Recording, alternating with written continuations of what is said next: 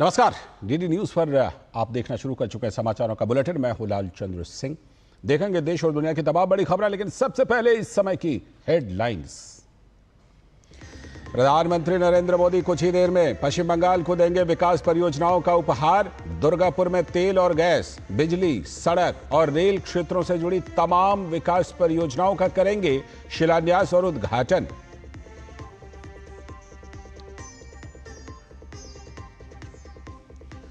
PM Modi ने बिहार को दी 7,200 करोड़ रुपए से भी अधिक की विकास परियोजनाओं की सौगात। विपक्ष पर जमकर बरसे, कहा बनाएंगे नया बिहार। एक बार फिर एनडीए सरकार। छत्तीसगढ़ शराब घोटाले में ईडी की बड़ी कार्रवाई। पूर्व सीएम भूपेश बघेल के बेटे चैतन्य को किया गिरफ्तार। भूपेश बघेल के भिलाई स्थित आवास पर सुबह से चल रही है छापेमारी।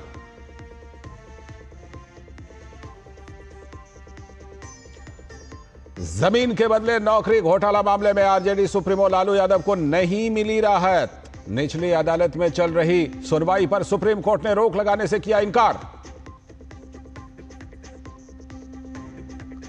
और लोकसभा में विपक्ष के नेता राहुल गांधी पर भाजपा हमलावर, कहा अपने जीजा रॉबर्ट वाड्रा के काले कारनामों की जांच पर क्यों है ऐतराज। असम के सीएम हिमंता बिस्वा शर्मा को धमकी देने पर लगाई लताड़।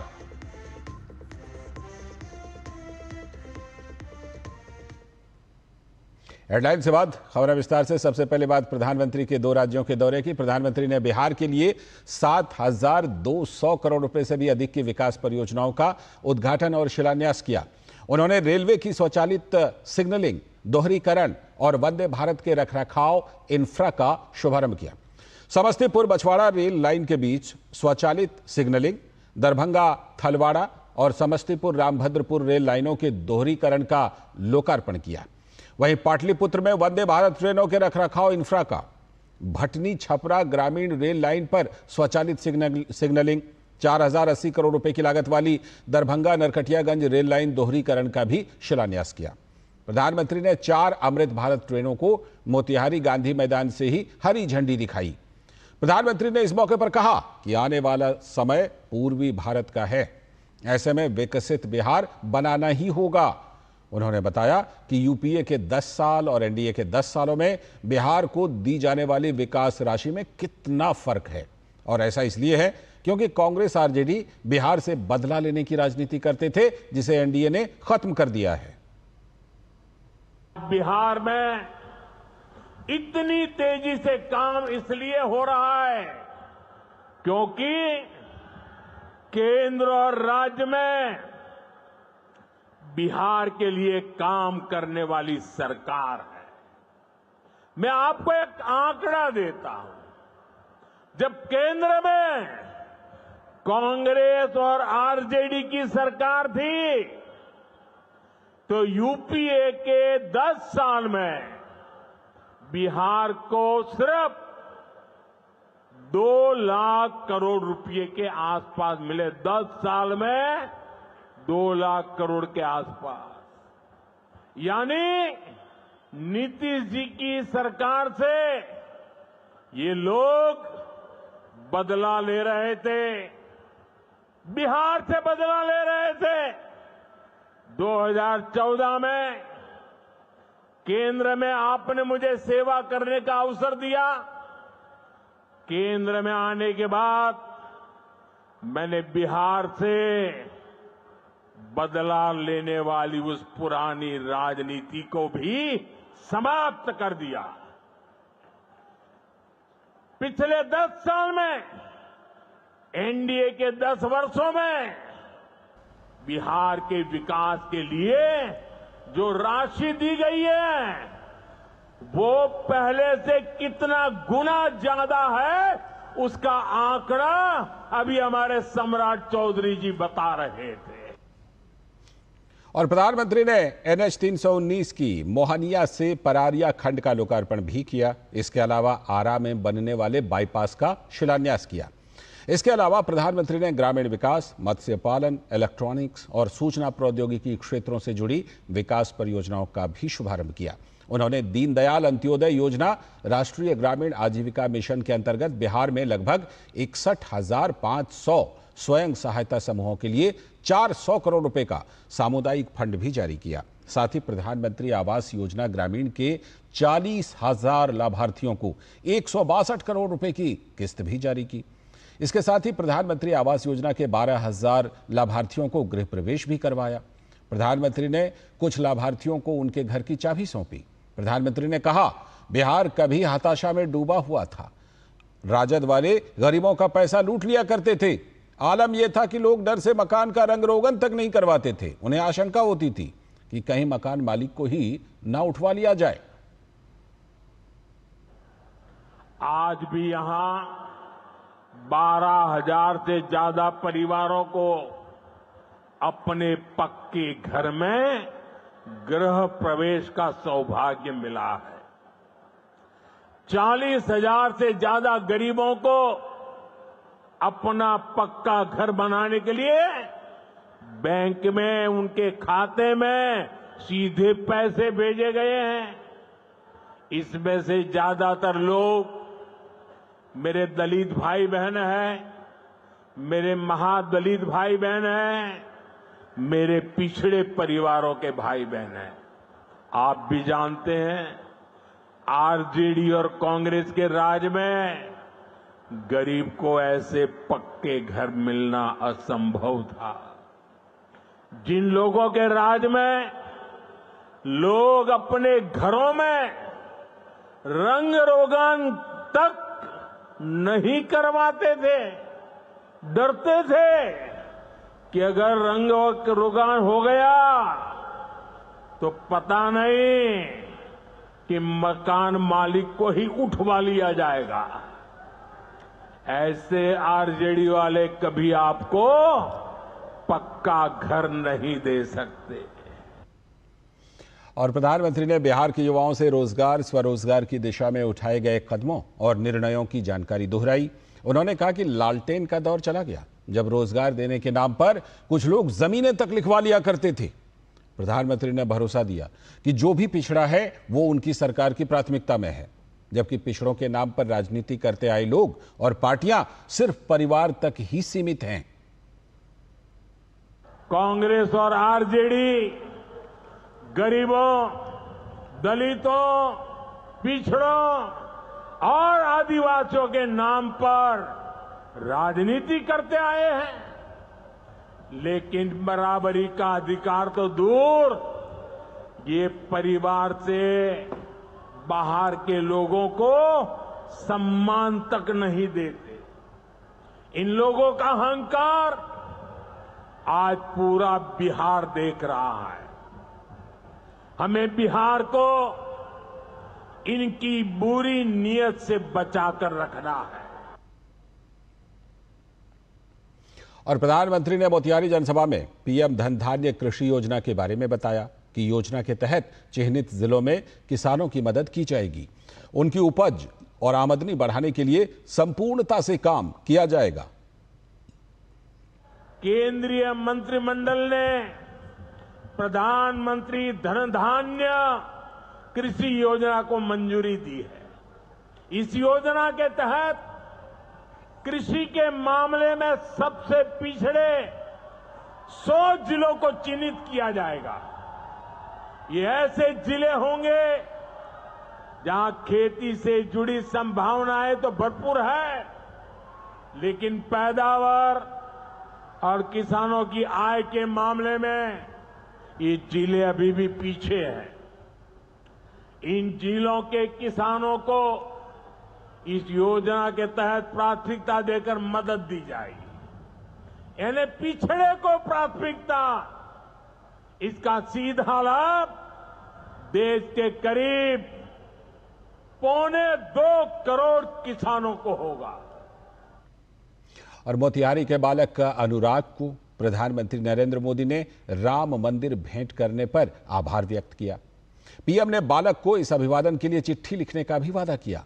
मोतिहारी के अनुराग ने पीएम को भेंट करने के लिए काटन के प्रयोग से भव्य राम मंदिर का निर्माण किया था। यहां एक नौजवान पूरा राम मंदिर बना करके ले आया है, क्या भव्य काम किया है। मुझे लगता है वो मुझे भेंट करना चाहते हैं।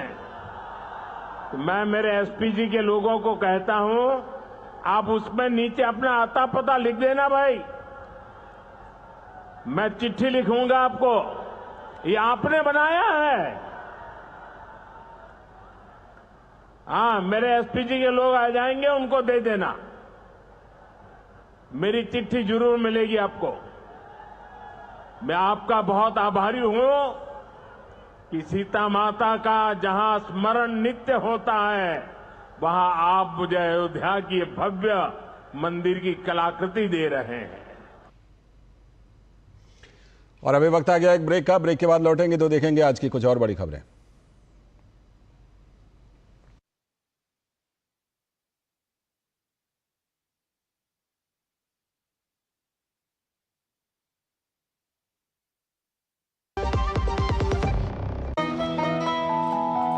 वाह यार, क्या सही हुआ।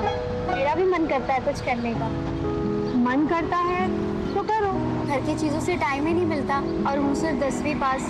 आप LIC की बीमा सखी योजना के साथ जुड़ सकती हो। मैं LIC एजेंट बन सकती हूँ। पूरी ट्रेनिंग भी मिलेगी, मंथली स्टाइपेंड भी मिलेगा। स्टाइपेंड भी? ऊपर से कमीशन अलग। LIC बीमा सखी योजना से जुड़ने के लिए अपनी नजदीकी LIC शाखा से संपर्क करें। LIC बीमा सखी योजना, अपनी शुरुआत अपने हिसाब से। मेरी पसंद, मेरी पसंद,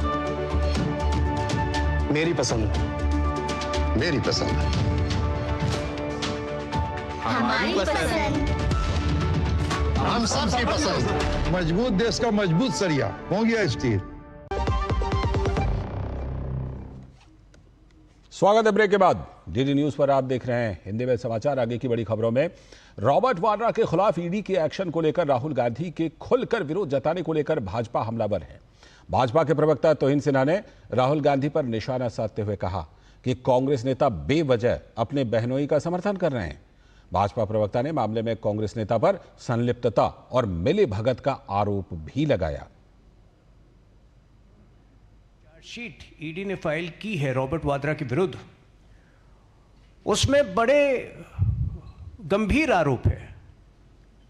रॉबर्ट वाड्रा की कंपनी में मात्र 1 लाख रुपए थे जब उन्होंने 58 करोड़ का लैंड डील किया, और राहुल गांधी उसको जस्टिफाई कर रहे हैं। क्या इसको जो है राहुल गांधी हाउंडिंग मानते हैं? आज एक तो राहुल गांधी ने स्पष्ट कर दिया है कि पूरी तरह से या तो उनको जानकारी थी रॉबर्ट वाड्रा के काले कारनामों के बारे में, या हो सकता है कि वो पूरी तरह से इसमें इन्वॉल्व भी थे। गौरतलब है कि नेशनल हेराल्ड केस में कुछ इसी प्रकार के आरोप, इसी प्रकार के चार्जेस जो हैं वो राहुल गांधी के खिलाफ हैं। यंग इंडिया लिमिटेड जो कंपनी उन्होंने बनाई थी, उसने मात्र 50 लाख रुपए देकर 2000 करोड़ से ऊपर की संपत्ति को हड़पने का काम किया था। तो एक तरफ हम देख रहे हैं कि रॉबर्ट वाड्रा, जिनके बैंक अकाउंट में मात्र 1 लाख है, वो 58 करोड़ की डील करते हैं। दूसरी तरफ यही काम जो है, यही काम करने का आरोप राहुल गांधी पर है, जिन्होंने यंग इंडिया लिमिटेड के जरिए 50 लाख के एवज में 2000 करोड़ से ऊपर की संपत्तियां हड़पी थी AJL की। तो ये 1-2 का 4-4-2 का 1 में पूरी तरह से राहुल गांधी और रॉबर्ट वाड्रा जो है भागीदार दिखते हैं। खबर कर्नाटक से, जहां रॉयल चैलेंजर्स बेंगलुरु की जीत के जश्न के दौरान हुई भगदड़ में कर्नाटक सरकार ने अब यू टर्न ले लिया है। सरकार ने पुलिस प्रशासन को दोषी ठहराया है और अदालत से कहा कि पुलिस को इस आयोजन के संबंध में औपचारिक आपत्ति दर्ज करानी चाहिए थी और सुरक्षा प्रदान करने से इनकार कर देना चाहिए था, क्योंकि आयोजन के लिए कोई आधिकारिक अनुमति नहीं दी गई थी। इससे पहले कर्नाटक सरकार ने भगदड़ के लिए RCB को जिम्मेदार ठहराया था। आपको बता दें कि 4 जून को रॉयल चैलेंजर्स बेंगलुरु की जीत के जश्न के दौरान भगदड़ हुई थी, जिसमें 11 लोगों की मौत हो गई थी और 50 से अधिक लोग घायल हो गए थे। आज की बड़ी खबर छत्तीसगढ़ से, जहां भिलाई में प्रवर्तन निदेशालय यानी ईडी ने शराब घोटाला केस में आज सुबह पूर्व सीएम भूपेश बघेल के घर पर छापेमारी की, जिसमें भूपेश बघेल के बेटे चैतन्य बघेल को गिरफ्तार कर लिया गया है। फिलहाल चैतन्य बघेल को रायपुर ईडी कार्यालय ले जाया जा रहा है, जहां उनसे पूछताछ की जाएगी। और छत्तीसगढ़ के पूर्व सीएम भूपेश बघेल ने इस गिरफ्तारी को लेकर कहा है कि उन्हें न्याय प्रणाली पर भरोसा है। उन्होंने जांच में सहयोग करने की भी बात कही। हम लोग एजेंसी को पूरा सहयोग करेंगे, इनको विश्वास हो ना हो, हमको लोकतंत्र में विश्वास है, हमको न्यायालय पे विश्वास है, हमको एजेंसियों पे, हम एजेंसी को सहयोग कर रहे हैं।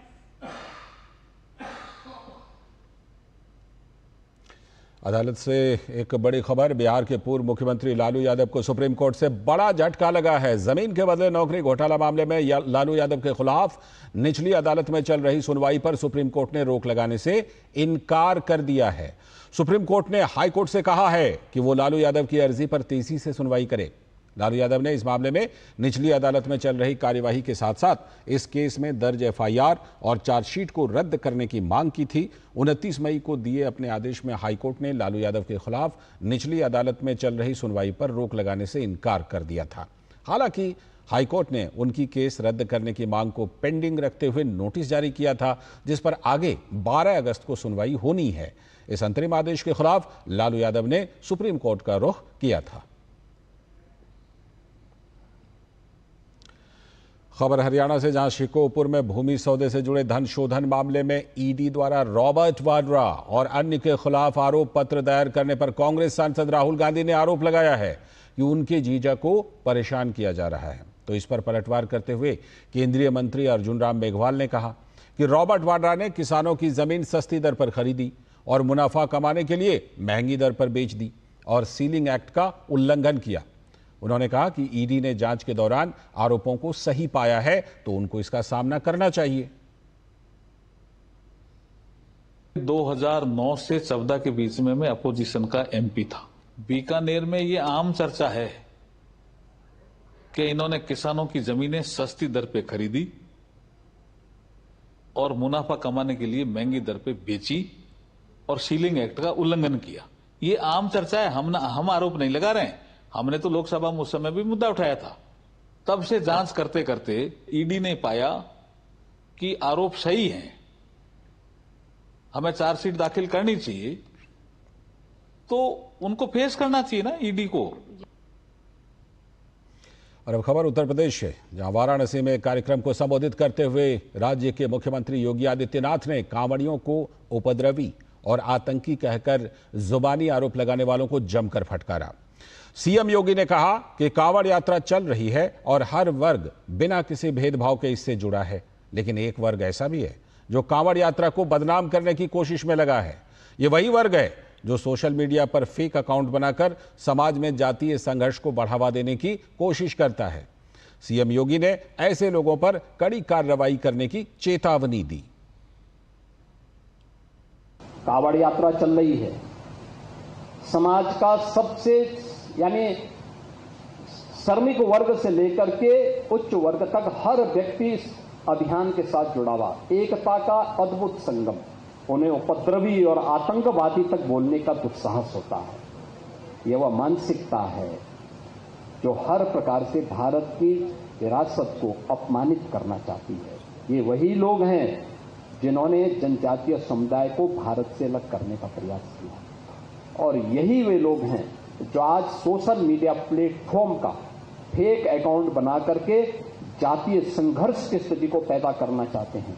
इन सब से अगर हम सावधान रह करके अपने आप को सुरक्षित कर सकें, अपने समाज को सुरक्षित कर सकें, तो राष्ट्रीय एकता को संबल प्रदान करने में वर्तमान की इस भूमिका में हमारी संस्थाएं बड़े भूमिका का निर्वहन कर सकती हैं। और अब खबर दिल्ली से, जहां एक सराहनीय पहल की शुरुआत हुई है। महिलाओं के स्वास्थ्य को प्राथमिकता देते हुए आज शास्त्री भवन में महिला आरोग्य कक्ष का शुभारंभ किया गया। इस केंद्र का उद्देश्य मंत्रालय में कार्यरत महिला कर्मियों को प्राथमिक स्वास्थ्य सेवाएं समय पर उपलब्ध कराना है। इस उद्घाटन समारोह में केंद्रीय कानून और न्याय राज्य मंत्री स्वतंत्र प्रभार अर्जुन राम मेघवाल के साथ विधि सचिव डॉक्टर अंजू राठी राणा सहित मंत्रालय के कई वरिष्ठ अधिकारी भी मौजूद रहे। लॉ एंड जस्टिस मंत्रालय ने इसमें एक कक्ष बनाया है, विशेष करके महिला आरोग्य कक्ष, जिसमें थोड़ा फिटनेस के कुछ इक्विपमेंट है, कुछ उनकी जो फिट रहने के लिए जो नेसेसिटी आवश्यकताएं हैं उनके लिए इंफ्रास्ट्रक्चर खड़ा किया है इन्होंने। अच्छा प्रयोग है, अभिनव प्रयोग है, नवाचार है। मुझे लगता है कि ये हम फिट तो इंडिया फिट इस दिशा में बढ़ता हुआ कदम है। अगली खबर, जम्मू कश्मीर के पूर्व उप मुख्यमंत्री कविंदर गुप्ता ने शुक्रवार को लद्दाख के उपराज्यपाल के रूप में शपथ ले ली। केंद्र शासित प्रदेश लद्दाख की राजधानी लेह में आयोजित एक समारोह में उन्हें पद और गोपनीयता की शपथ दिलाई गई। कविंदर गुप्ता लद्दाख के तीसरे उपराज्यपाल हैं। इससे पहले सेना के retired brigadier BD Mishra Ladakh के उपराज्यपाल थे। कविंदर गुप्ता का प्रशासनिक और राजनीतिक अनुभव लद्दाख के विकास और सुशासन को नई दिशा देने में अहम भूमिका निभा सकता है। शपथ लेने के बाद उपराज्यपाल ने कहा कि मैं लद्दाख की जनता को विश्वास दिलाना चाहता हूं कि हम सब मिलकर लद्दाख के नवनिर्माण के लिए काम करेंगे। लद्दाख के राज्यपाल के रूप में मुझे नियुक्त किया है।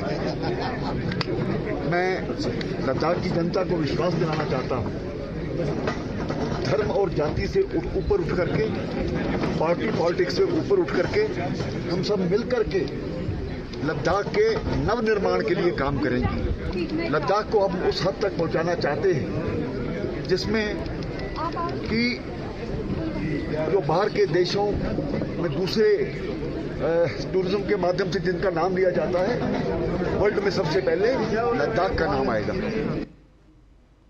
अंतर्राष्ट्रीय जगत से एक बड़ी खबर, अमेरिकी विदेश मंत्रालय ने एक बड़ा निर्णय लेते हुए पहलगाम हमले में शामिल द रेजिडेंट्स फ्रंट यानी टीआरएफ को विदेशी आतंकवादी संगठन और विशेष रूप से नामित वैश्विक आतंकवादी यानी एसडीजीटी घोषित कर दिया है।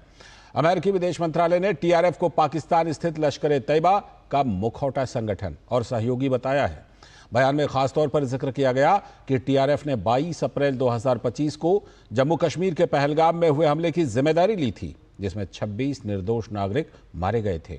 और यह हमला 2008 के मुंबई आतंकी हमलों के बाद भारत में नागरिकों पर सबसे घातक हमला है। बयान में यह भी कहा गया है कि टीआरएफ ने 2024 में भी भारतीय सुरक्षा बलों पर कई हमले किए हैं।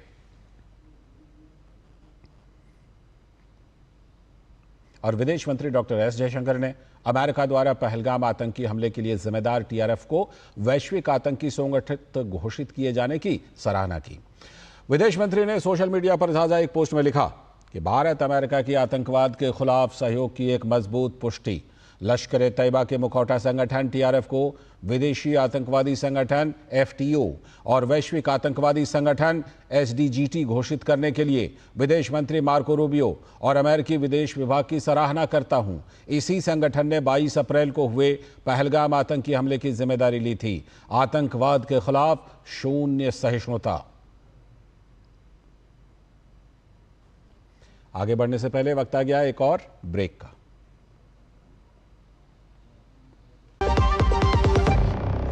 सर, बेरी पुलाव ट्राई करो, मस्त है। कैसा है? अरे उसको काहे को बुरता है? टिप्स इग्नोर करने का, अपना दिमाग लगाकर ऑर्डर देने का। मार्केट का स्टॉक टिप्स बहुत लोग देता है, डेंजरस हो सकता है। कंपनी और रिस्क पूरा समझने का, फिर इन्वेस्ट करने का। सोच कर, समझ कर इन्वेस्ट कर। टाइम पे खा लेना और प्लीज बाइक धीरे चलाना जी। और ये तुम्हारी सेफ्टी के लिए। अरे एक बात तो रह गई। एलआईसी ये हमारी सेफ्टी के लिए। दिल की सुनो, एलआईसी चुनो। एलआईसी हर पल आपके साथ।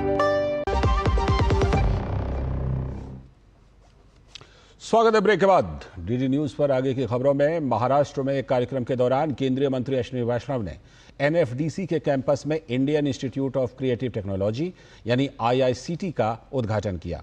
इस अवसर पर महाराष्ट्र के मुख्यमंत्री देवेंद्र फडणवीस भी मौजूद रहे।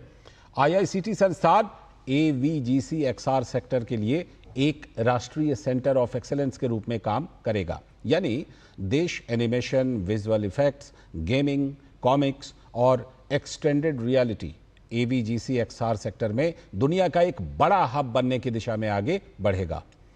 कार्यक्रम में पहले विश्व ऑडियो विजुअल एवं मनोरंजन शिखर सम्मेलन यानी वेव्स की आउटकम रिपोर्ट को भी लॉन्च किया गया।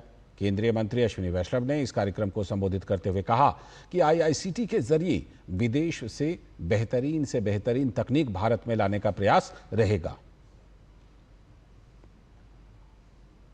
माननीय प्रधानमंत्री जी का एक संकल्प है कि आईआईटी और आईआईएम के सिस्टम की तर्ज पर क्रिएटिव टेक्नोलॉजीज का एक नया इंस्टीट्यूशंस की सीरीज बने, IICT, Indian institute of creative technologies.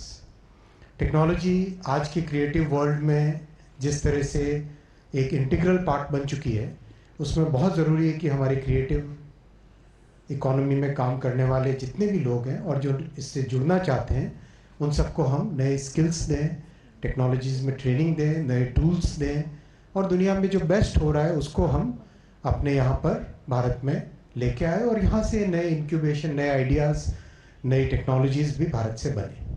उसी भावना के साथ, उसी उद्देश्य के साथ आईआईसीटी की कल्पना की गई। और इसके अलावा केंद्रीय मंत्री अश्विनी वैष्णव ने कहा कि यह कैंपस भारत में सबसे अच्छे कैंपस में से एक होगा। आईआईसीटी के लिए 400 करोड़ रुपीस का बजट ऑलरेडी एलोकेट हो गया है। 400 करोड़ रुपीस का बजट ऑलरेडी एलोकेट हो गया है और जो फिल्म सिटी में ज़मीन है उसके ऊपर किस तरह से आईआईसीटी का एक बड़ा कैंपस बनेगा। I have personally gone through the architectural presentations in good detail at least 2 times personally I have seen, and teams have gone through that multiple times. It's going to be one of the finest campuses in our country, I can assure you that. और इसी कार्यक्रम में मौजूद महाराष्ट्र के मुख्यमंत्री देवेंद्र फडणवीस ने केंद्रीय मंत्री अश्विनी वैष्णव का सम्मान किया और कहा कि भारत सरकार के साथ मिलकर राज्य सरकार ने पीएम के विजन को पूरा किया है। जैसा कि हम सब ने देखा कि आदरणीय प्रधानमंत्री जी ने यहीं एक कार्यक्रम में ये मंशा जाहिर की थी कि एक ग्लोबल इवेंट इंडिया होस्ट करे जो क्रिएटिव इकोनॉमी को एक नई दिशा दे। और मुझे बहुत खुशी है कि भारत सरकार के साथ महाराष्ट्र सरकार ने उसे बहुत ही यशस्विता के साथ मुंबई में संपन्न किया और उसकी एक वैश्विक गूंज भी हम लोग सुन रहे हैं। तो अब देश में आईआईटी और आईआईएम की तर्ज पर आईआईसीटी यानी कि Indian institute of creative technology भी होगा। मुंबई में केंद्रीय सूचना प्रसारण मंत्री अश्विनी वैष्णव और महाराष्ट्र के सीएम देवेंद्र फडणवीस ने आईआईसीटी कैंपस का उद्घाटन किया। यह संस्थान देश में क्रिएटिव और डिजिटल मीडिया इंडस्ट्री को बढ़ावा देगा। IICT animation, visual effects, gaming, comics, extended reality sector जैसे 18 विशिष्ट पाठ्यक्रमों के लिए एक नेशनल हब बनेगा। मुंबई में आईआईसीटी की स्थापना के लिए पीएम मोदी ने 400 करोड़ रुपए का बजट आवंटित किया है। उद्घाटन समारोह को संबोधित करते हुए केंद्रीय मंत्री अश्विनी वैष्णव ने कहा कि केंद्र सरकार युवाओं को सशक्त बनाने और उद्योग के विस्तार के लिए प्रतिबद्ध है। संस्थान ने पहले ही उद्योग की जरूरत के मुताबिक प्रशिक्षण के लिए गूगल, मेटा, एडोब जैसी कंपनियों से समझौता कर लिया है। उन्होंने संस्थान को भारत के युवाओं को सशक्त बनाने और रचनात्मक क्षेत्र में बदलाव लाने के लिए प्रधानमंत्री नरेंद्र मोदी द्वारा परिकल्पित एक ऐतिहासिक पहल बताया।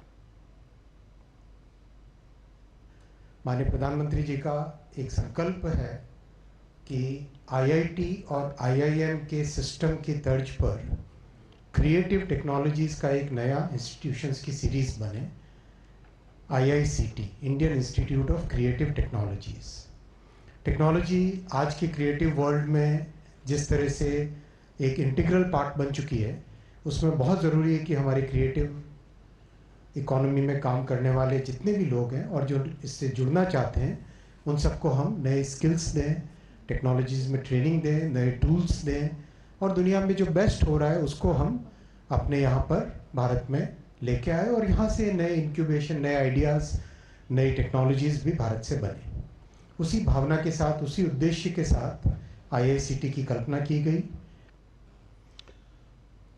और महाराष्ट्र के मुख्यमंत्री देवेंद्र फडणवीस ने कहा कि IICT मुंबई के रचनात्मक क्षेत्र का मार्गदर्शन करेगा। इस दौरान फडणवीस ने NFDC कॉम्प्लेक्स के गुलशन महल में भारत पवेलियन का भी उद्घाटन किया और इसे भारत की समृद्ध रचनात्मक विरासत का सम्मान बताया। साथ ही वेब समिट के आयोजन में 150 करोड़ रुपए के सहयोग की घोषणा भी की। जैसा कि हम सब ने देखा कि आदरणीय प्रधानमंत्री जी ने यही एक कार्यक्रम में ये मंशा जाहिर की थी कि एक ग्लोबल इवेंट इंडिया होस्ट करे जो क्रिएटिव इकोनॉमी को एक नई दिशा दे। और मुझे बहुत खुशी है कि भारत सरकार के साथ महाराष्ट्र सरकार ने उसे बहुत ही यशस्विता के साथ मुंबई में संपन्न किया और उसकी एक वैश्विक गूंज भी हम लोग सुन रहे हैं। आगे की बड़ी खबरों में भारतीय नौसेना के बेड़े में आज निस्तार शामिल हो गया। विशाखापत्तनम के नेवल डॉकयार्ड में पहले स्वदेशी डाइविंग सपोर्ट वेसल निस्तार को रक्षा राज्य मंत्री संजय सेठ की उपस्थिति में नौसेना के बेड़े में शामिल किया गया। यह जहाज भारतीय नौसेना की गहरे समुद्र में गोताखोरी, बचाव और पुनर्प्राप्ति अभियानों को अंजाम देने की क्षमताओं को मजबूती देगा। निस्तार किसी भी अन्य समुद्री आपात स्थिति में त्वरित और प्रभावी ढंग से प्रतिक्रिया देने में सक्षम है, जिससे भारत की समुद्री सुरक्षा और बचाव क्षमताओं में वृद्धि होगी। निस्तार अत्याधुनिक डाइविंग उपकरणों से लैस है, जिससे ये 300 मीटर तक की गहराई में गोताखोरी कर सकता है। निस्तार का डिजाइन और निर्माण हिंदुस्तान शिपयार्ड लिमिटेड ने किया है, जो मेक इन इंडिया और आत्मनिर्भर भारत पहल की दिशा में एक महत्वपूर्ण कदम है। इसका शामिल होना भारतीय नौसेना की ताकत में एक बड़ा इजाफा है और यह भारत को उन वैश्विक नौसेनाओं की सूची में खड़ा करता है जिनके पास गहरे समुद्र में उन्नत बचाव और समर्थन क्षमताएं हैं। वहीं कार्यक्रम को संबोधित करते हुए रक्षा राज्य मंत्री संजय सेठ ने निस्तार की खूबियों को गिनाया। निस्तार की अत्यंत आधुनिकता प्रत्यक्ष भारत का और वैश्विक परिप्रेक्ष्य में एक बड़ा कदम है। ये आत्मनिर्भरता, मेक इन इंडिया, जो प्रधानमंत्री नरेंद्र मोदी जी का संकल्प, उस संकल्प को आपने पूरा किया है कि इंडिजिनस को बढ़ाना है, भारत को और आत्मनिर्भर बनाना है। उसका प्रमाण कि 120 MSME सेक्टर के लोगों का इसमें सहयोग है। एक बहुत बड़ा ये टारगेट था, ये बहुत बड़ा अचीवमेंट है देश के लिए।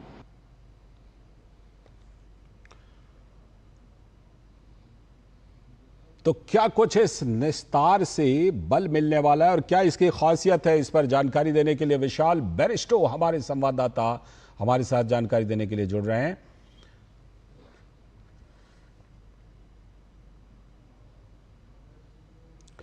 फिलहाल लगता है विशाल बैरिस्टो से हमारा संपर्क स्थापित नहीं हो पा रहा है। विशाल बैरिस्टो जो वहाँ पर मौजूद हैं, वो उन्होंने इस निस्तार को जो शामिल करने की पूरी प्रक्रिया है उसको वहाँ पर देखा है। तो विशाल बैरिस्टो से हम जानकारी लेने की कोशिश करेंगे, उनको जोड़ने की कोशिश करेंगे।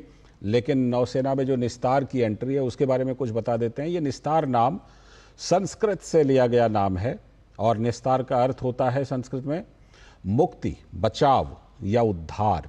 ये निस्तार शब्द का अर्थ होता है और इसकी खासियत यह है कि गहरे समुद्र में गोताखोरी, बचाव अभियानों को अंजाम देने की इसमें क्षमता है। गहरे जलमग्न बचाव पोतों यानी DSRVS के लिए मदरशिप के तौर पर यह काम करेगा। गहरे समुद्र में पनडुब्बी के फंसने या खराबी होने पर तुरंत बचाव अभियान में ये सक्षम है। इसका इस्तेमाल बचाव अभियान के लिए होगा। कुछ चुनिंदा नौसेनाओं के पास ही निस्तार जैसी ताकत है, तो भारत अब उन चुनिंदा देशों की लिस्ट में शामिल हो गया है। अत्याधुनिक डाइविंग उपकरणों से लैस जहाज है ये निस्तार, यानी कि इसमें काफ़ी क्षमता है कि ये गहरे समुद्र में 300 मीटर तक गहराई में गोताखोरी कर सकता है। इसकी क्षमता है निस्तार में। ये विशेषताएं हैं इस निस्तार की। गोताखोरों को गहरे समुद्र में निरीक्षण, रखरखाव और मरम्मत में ये बेहद मददगार है।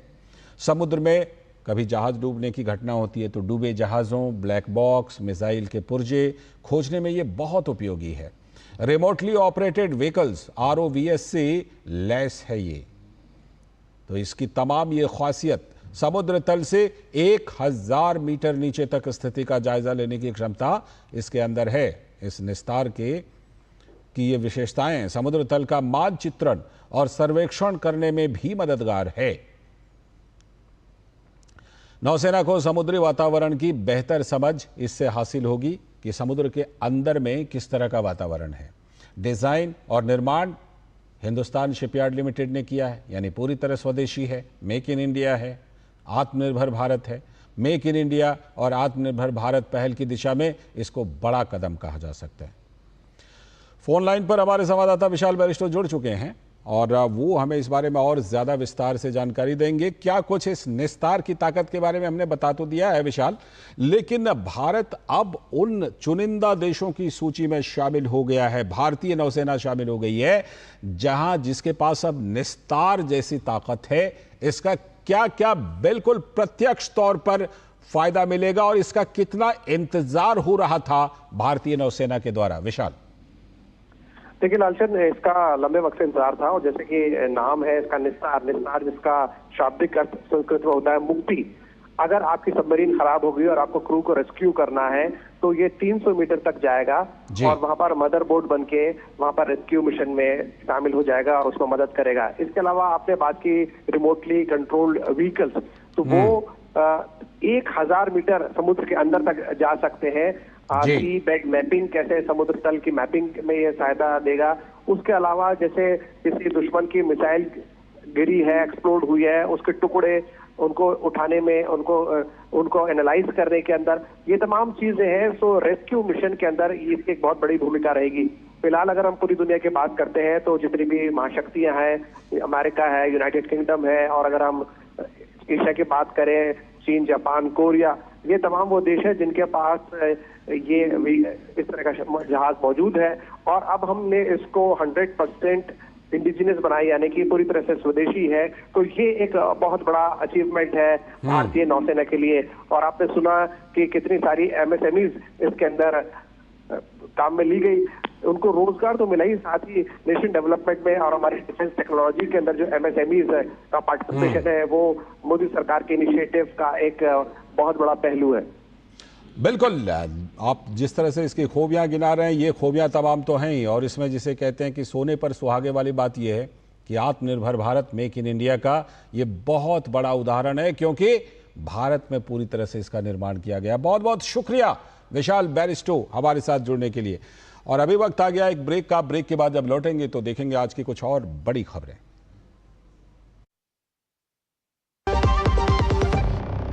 पता है, I was a bright student, कुछ करना चाहती थी, कुछ बनना चाहती थी। आप अपना खुद का स्टार्ट कीजिए ना, खुद का बिजनेस। पर उसमें पैसे तो बहुत लगेंगे ना। Zero investment. Zero investment? हाँ, आई एम डूइंग इट। मैं एक principal madam, she is my client. मैं LIC एजेंट हूँ। LIC एजेंट बनो, अब बड़ा सोचो। हमारी वेबसाइट पर जाएं या अपनी नजदीकी LIC शाखा से संपर्क करें। जब धरती चीर कर निकलता है लोहे का पत्थर और मिलता है मोंगिया के जोश से, फिर तपता है, पिघलता है और बनता है फौलाद। अब होता है सरिया सारी खूबियों के साथ। मोंगिया स्टील, मजबूत देश का मजबूत सरिया। स्वागत है ब्रेक के बाद। आगे की बड़ी खबरों में, आज दुनिया भर में नेल्सन मंडेला अंतर्राष्ट्रीय दिवस मनाया जा रहा है। यह दिन दक्षिण अफ्रीका के पहले अश्वेत राष्ट्रपति के जन्म का प्रतीक है, जिन्होंने रंग भेद के खिलाफ लंबी लड़ाई लड़ी और मानवाधिकारों और आपसी मेलजोल का संदेश दिया। मदिबा की यही विरासत आज भी करोड़ों लोगों को प्रेरणा देती है। तो देखिए हमारी ये खास रिपोर्ट। नेल्सन मंडेला का सफर एक युवा वकील के रूप में शुरू हुआ जब उन्होंने दक्षिण अफ्रीका की पहली अश्वेत कानूनी फर्म स्थापित करने में अहम भूमिका निभाई। सन 1952 के अवज्ञा अभियान में उन्होंने अहिंसक प्रतिरोध का नेतृत्व किया और रंगभेद के खिलाफ आवाज बुलंद की।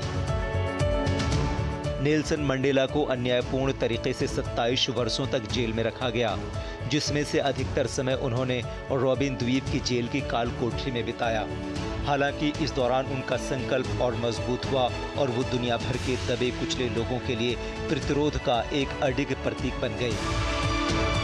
नेल्सन मंडेला ने रंगभेद को खत्म कर 1994 में दक्षिण अफ्रीका को पहली बार बहुनस्लीय लोकतांत्रिक चुनाव तक पहुंचाया।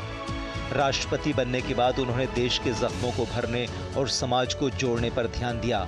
न्याय और समानता के प्रति उनकी प्रतिबद्धता ने उन्हें वैश्विक नैतिकता का प्रतीक बना दिया। पद छोड़ने के बाद भी उन्होंने शांति, मानवाधिकार और HIV/AIDS के खिलाफ संघर्ष में सक्रिय भूमिका निभाई। नेल्सन मंडेला के दिल में भारत के लिए एक विशेष स्थान था। उपनिवेशवाद और भेदभाव के खिलाफ साझा संघर्ष के चलते दक्षिण अफ्रीका और भारत के बीच गहरे संबंध बन गए। नेल्सन मंडेला महात्मा गांधी को अपना राजनीतिक गुरु मानते थे। गांधी जी का अहिंसा का सिद्धांत, जिसका जन्म वास्तव में दक्षिण अफ्रीका में ही हुआ था, मंडेला के विचारों पर इसका गहरा असर हुआ। 1990 में जेल से रिहा होने के बाद नेल्सन मंडेला ने भारत को अपनी पहली विदेश यात्रा के लिए चुना। उसी वर्ष उन्हें भारत के सर्वोच्च नागरिक सम्मान भारत रत्न से नवाजा गया। वह यह सम्मान पाने वाले पहले गैर भारतीय बने। 1993 में उन्हें शांति के लिए नोबेल पुरस्कार से भी सम्मानित किया गया। नेल्सन मंडेला को सिर्फ रंगभेद की समाप्ति के लिए ही नहीं, बल्कि उन सार्वभौमिक आदर्शों और मानवीय मूल्यों के लिए भी याद किया जाएगा जिन्हें उन्होंने अपने जीवन में आत्मसात किया और पूरी दुनिया को सिखाया। उनका जीवन हमें सिखाता है कि जब हम न्याय और शांति के लिए समर्पित होते हैं तो कोई भी बाधा हमारी राह नहीं रोक सकती। Bureau report, DD news. आगे की बड़ी खबरों में, दिल्ली में राष्ट्रीय सुरक्षा गार्ड्स यानी NSG ने आतंकवादी हमलों से निपटने की तैयारी के तहत मॉक ड्रिल का आयोजन किया। द क्लैरिजेज होटल सहित 10 जगहों पर चली इस मॉक ड्रिल का उद्देश्य सुरक्षा एजेंसियों के बीच समन्वय और त्वरित प्रतिक्रिया सुनिश्चित करना है। इस मॉक ड्रिल के दौरान दिल्ली पुलिस की स्पेशल सेल, तमाम सुरक्षा एजेंसियां, फायर की टीम और मेडिकल की टीमों को भी शामिल किया गया। इस ड्रिल में जनता दिल के दौरान जनता की भागीदारी सुनिश्चित की गई ताकि किसी भी तरह की गलत अफवाह ना फैलाई जा सके। तो पेश है हमारे संवाददाता मुकेश शुक्ला की ये रिपोर्ट।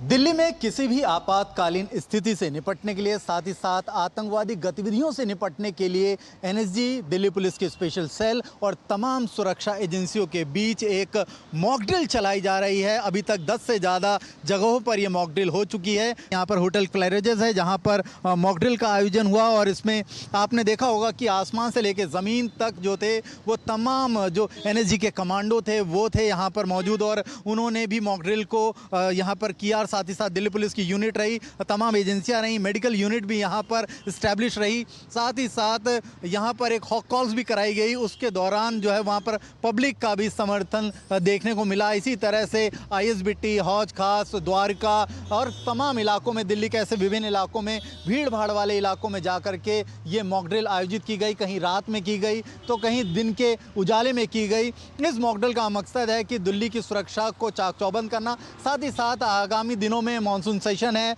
पार्लियामेंट में और उसके बाद 15 अगस्त की तैयारियां जो जोर शोर से चल रही हैं, उसके लिए भी ये मॉक ड्रिल सुनिश्चित की गई। यानी किसी भी तरह की आतंकवादी गतिविधि से निपटने के लिए तमाम एजेंसियां किस तरह से अलर्ट हैं, इसका जो है वो जायज़ा लेने की कोशिश की गई। कोई भी अगर माहौल ख़राब करने की कोशिश करता है तो उससे कैसे निपटा जाए, इस पर भी पूरी की पूरी जो है वो ये मॉक ड्रिल जो थी उसके लिए भी तैयार की गई थी। और इस मॉक ड्रिल का सारा वीडियो एनालिसिस होगा। उसके बाद ये पता लगाने की कोशिश की जाएगी कि और किस तरह की मॉक ड्रिल की ज़रूरत हो सकती है। तो ये स्पेशल जो था मॉक ड्रिल वो NSG के द्वारा आयोजित किया गया था और सुरक्षा को पुख्ता करने की कोशिश थी। कैमरा मॉन्टी के साथ मुकेश शुक्ला, DD न्यूज़, दिल्ली। आगे बढ़ने से पहले वक्त आ गया एक और ब्रेक का।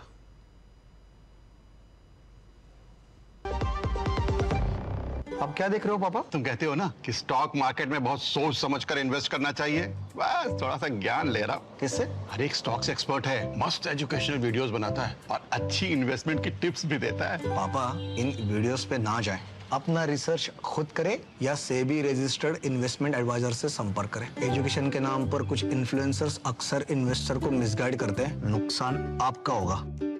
सोच कर समझ कर इन्वेस्ट कर।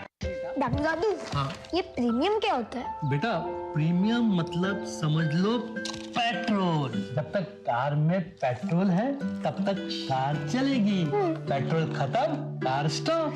पर पापा इस बार पेट्रोल खत्म होने पर भी कार चलती रहेगी। वो कैसे? LIC के जीवन लाभ में प्रीमियम पेमेंट हो जाए स्टॉप, पर पॉलिसी के फायदे चलते रहते हैं। मतलब अब लाइफ की गाड़ी चलेगी नॉन स्टॉप। LIC हर पल आपके साथ। स्वागत है ब्रेक के बाद।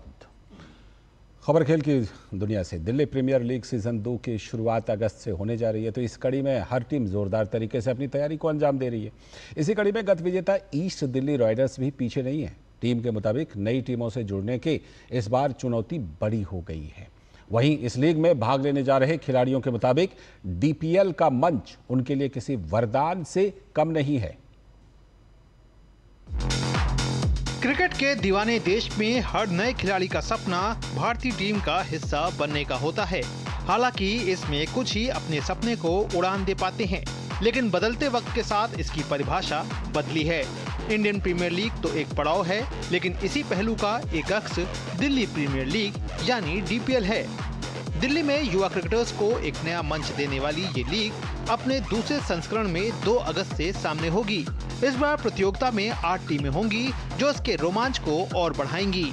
इस साल भी जब होगी तो सबको पता है कि यार हमें अगर इसमें परफॉर्मेंस देते हैं तो आने वाला जो IPL होगा उसकी ऑक्शन होगी, उसके लिए हमारे चांसेस बहुत ज़्यादा हैं। क्योंकि जब तक ये DPL नहीं था तब तक सब सारे जो बेहतरीन लड़के हैं वो ऐसे नज़र में नहीं आते थे। और जैसे DPL होती है सारे जने देखते हैं, पूरा इंडिया देखता है कि कौन से बेस्ट लड़के हैं, तो उनको चांस मिल सकता है कि IPL में। तो मेरा मानना तो यह है कि इससे बेस्ट कोई भी स्टेज नहीं हो सकती।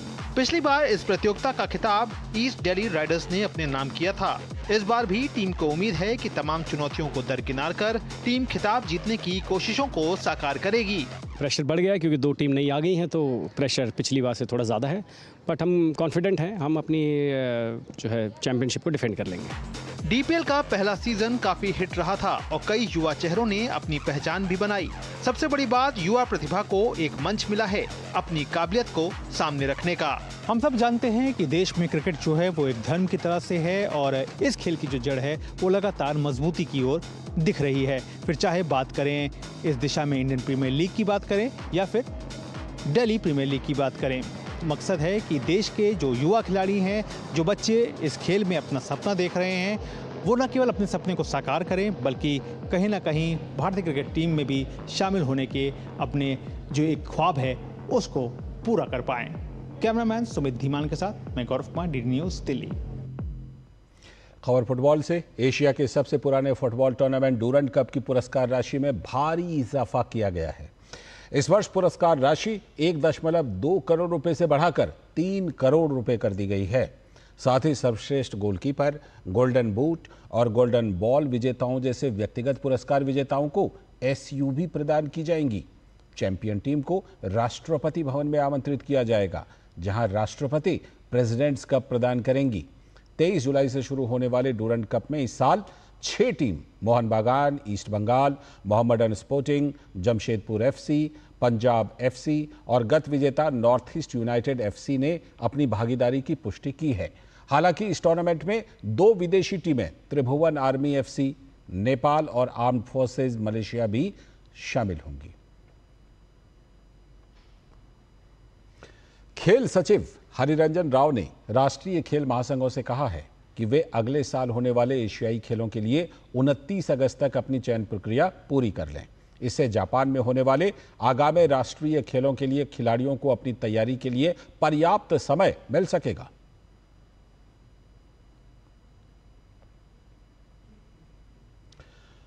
रोहित बेनेडिक्शन ने वर्ल्ड यूनिवर्सिटी गेम्स 2025 में पुरुषों की 50 मीटर बटरफ्लाई स्पर्धा में नया राष्ट्रीय रिकॉर्ड स्थापित करके इतिहास रच दिया है।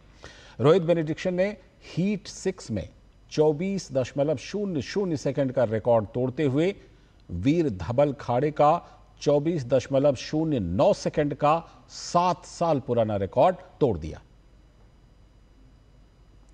हंगेरी की बुडापेस्ट में जारी पॉलिक इमरे और वर्गा जानूस मेमोरियल कुश्ती प्रतियोगिता में भारत के सुजीत कलकल ने स्वर्ण पदक अपने नाम कर लिया है। सुजीत कलकल ने 65 किलोग्राम पुरुष फ्री स्टाइल वर्ग में 4 बार के यूरोपीय पदक विजेता अजरबैजान के अली रहीम जादे को 5-1 से हराकर ये स्वर्ण पदक अपने नाम किया है।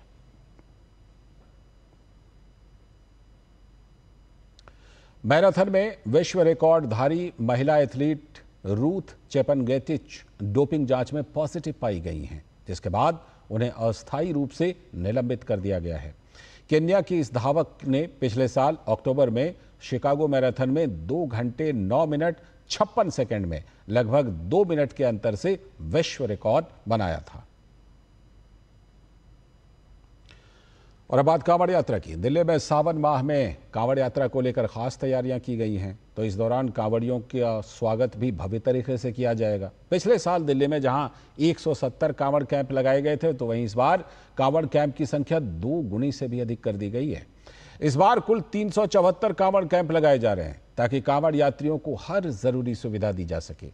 कांवड़ियों के दिल्ली में पहुंचने पर वहां किस तरह की सुविधा उपलब्ध कराई गई है, इसी का जायजा लिया है हमारे संवाददाता मुकेश शुक्ला ने।